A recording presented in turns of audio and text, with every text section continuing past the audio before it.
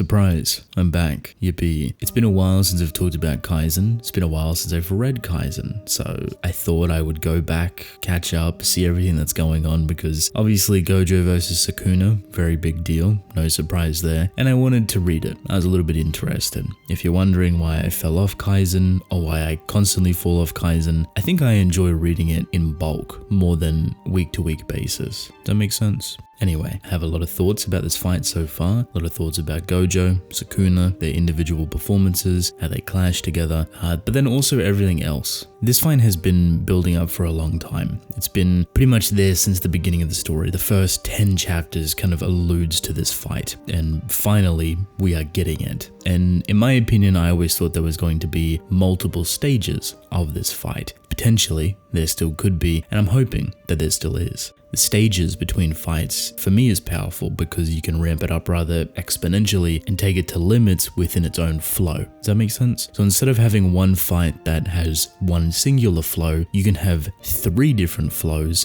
for 3 different stages of fights. You can make that longer with more stages, shorter with less stages. You get my gist. So when it comes to Gojo and Sukuna, 2 of, if not the most powerful characters in the story, one from 1,000 years ago and one from this generation, I always thought multiple stages, multiple variations of this fight. So far we are within stage 1, and I'm hoping that we transition into stage 2. More powers, more abilities, more chaoticness, you name it. And I think you'll notice the stages kind of shift over, so at the moment this is kind of testing the waters. This is seeing what each other is capable of and finding a happy medium. They're pretty equal to an extent. They're not going all out entirely from the get-go, but are playing it relatively safe. It's probing, it's a pretty standard thing to do. Stage 2 is when things start to ramp up. You see more powers being used in creative ways. You start to see things become more desperate and maybe more grand even, so the range of this fight expands outwards tenfold, which is kind of scary. And when you move over to that final stage, you start to look at consequences. You start to look at emotional tethers, stuff that, is this going to make you cry? Is this going to make you excited? How does the conclusion of this fight wrap in narratively to the story?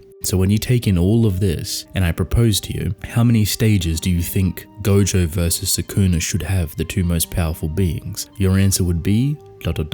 A singular squabble with these 2 seems disrespectful, and as much as Akatami can joke and play about hating Gojo as a character, unfortunately he's just that pivotal of a being, and he's going to end the story catastrophically in a way that probably isn't going to be good in any aspect. I say good not as in I dislike it, but good as in this is tragic. I have been enjoying this fight though. It's entertaining. There's a lot of cool abilities coming out to play. Seeing the personalities clash between Gojo and Sukuna is brilliant. When I was reading it, however, the one thing that really struck a chord with myself, and something that I don't know if Akatami wants to play on further, is love. And you're probably like, hold on, what are you about to say? There's no way that any of these characters share any sort of romantic, lovey-dovey feelings for the other. You're right. However, love is not just romantic. You see, in the world of fighting, in the world of performance, in the world of challenges, the idea of love comes in the form of self-evolution, the love of the fight, the love of the challenge, and to grow and evolve and to prove to yourself and everyone what you're capable of. It has nothing to do with an outside perspective. It's just you and what you're capable of. The love for the fight, I think, is very important for Kaisen and a lot of its characters. I could name off a handful, but the one that's valuable right now is Sukuna. And I think the reason why it's so valuable is because it's 1,000 years in the making. Think about it like this. Sukuna is the most powerful individual in this story. He has been the most powerful for 1,000 years. And since those 1,000 years, that whole timeline that has passed, there is a possibility that Sukuna has not fought anyone that has piqued his interest. He has not fought anyone that he has genuinely cared about or has genuinely challenged him to evolve. You might see where I'm going with this in terms of stages. Now, he may have respect for people. He may understand others' evolutions, but when it comes to yourself, that is all that matters. That's where things tend to be directed. Inwards. there is a very high possibility that the fight happening right now is the only fight that will ever push Sukuna to evolve, to change, to challenge himself to grow. And with that comes respect. With that comes admiration and love for the opponent, all of which that is directed inwards to change and grow is pushed outwards as admiration and respect to the opponent that's able to do it. Gojo might be Sukuna's biggest, worst nightmare throughout the 1,000 years. When you have someone that seeks war, seeks the challenge, seeks the absolute pinnacle of sorcery and fighting at its finest, at its core, 1,000 years is a long time to wait.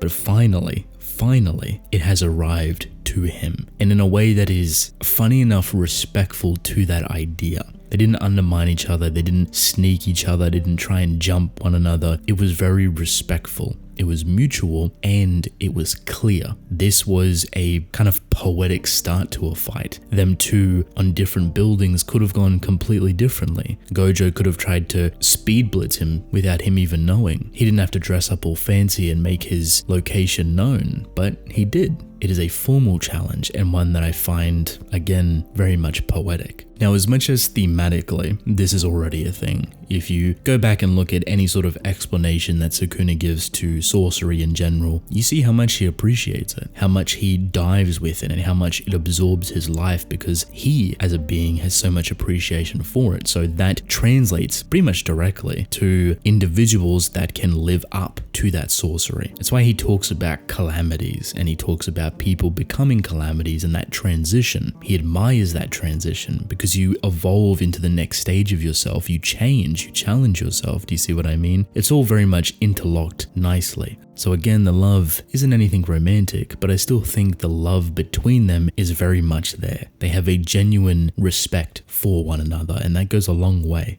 Now, this is a really nice theme to play within. It can be very symbolic, it can be very emotional, it can challenge the reader's interpretation of characters and even slightly redesign them or make them fundamentally more clear. You can ground characters a lot easier. I don't think we'll get many answers for it, however, nor do I believe we'll dive headfirst into it. Instead, tiptoe around the general idea and just utilize it whenever it's necessary. There's a reason for this, and one that I'm personally not really a fan of. I don't really enjoy the very condensed narration from a lot of different perspectives for this fight. It works to emphasize the importance, it works to gain a lot of knowledge towards attacks and things that are going on, but it also rips me out of the fight. Instead of it feeling like I'm watching or experiencing the fight between Gojo and Sukuna, I feel like I am watching other people watch and analyze Gojo and Sukuna. For me personally, it's very odd and it takes a lot of emphasis away from that fight. Now, there is a caveat to this, because at this point you might be screaming in the comments saying that I'm wrong, but I have to tell things how it is for myself. I'm not going to tiptoe around that. The caveat here, however, makes me optimistic and going back to the stages of fights and how this could actually change. See, there's a lot of information, and I mean a lot of information coming through currently about every increment that this fight goes through. Any ability that comes out, any thought process that's going on, everything is getting explained to you by 4 to 6 different characters that all have challenged or different perspectives. This is a lot to take in. A lot of stuff you already know, a lot of stuff is new. So one can hope that this will not happen within the next stage of the fight because they'll either be busy doing their own things, and that kind of doubles back as like this weird singular positive and a double negative, where it's like, realistically, should you be here right now watching this fight? Would this not be the prime opportunity to go fight Kenjaku, or at least prep or get ready to leave? You know what I mean? And you can probably give a lot of answers for that, like, oh, but it's meant to be like this and that, etc. But just for me, it takes a lot of emphasis away from that fight. So I'm hoping that when we go into a stage 2, when we see the next evolution of this fight, because these fighters have not fought this hard before and they will continue to rise past their limits and continue to change. That's the core of their characters. That's them growing into calamities more and more. Realistically, it should happen. I don't expect the next stage to have this type of overlaid commentary. I'd rather just experience it and kind of figure it out myself. It's kind of the beauty or fun about watching having two characters that are so incredibly powerful go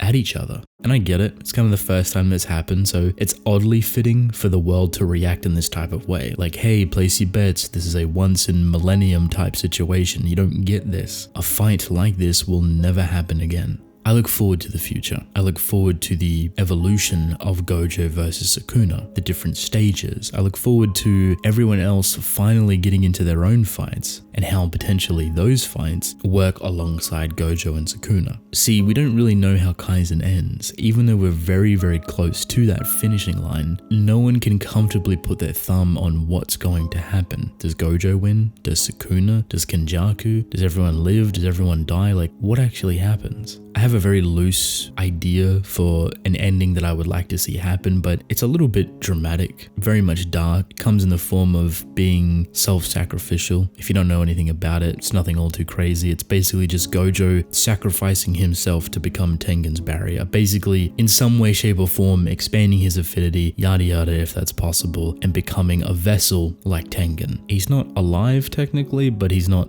dead. He just becomes the barrier that keeps sorcery within Japan and not allowing curses to annihilate the globe. I don't know how that's going to be rectified if that's not the case with Gojo. I just feel like his barrier is like a perfect thing that they could play within, or he might be the only person that can consistently run it. Who knows? But I'm excited to see how it all unfolds, and I'm kind of glad that I'm caught up. So if there's any more stuff that you would like for me to kind of briefly talk about or mention or hone in on, do let me know. Leave a like, subscribe, comment. It supports me a ton. I greatly appreciate it. Thank you for watching.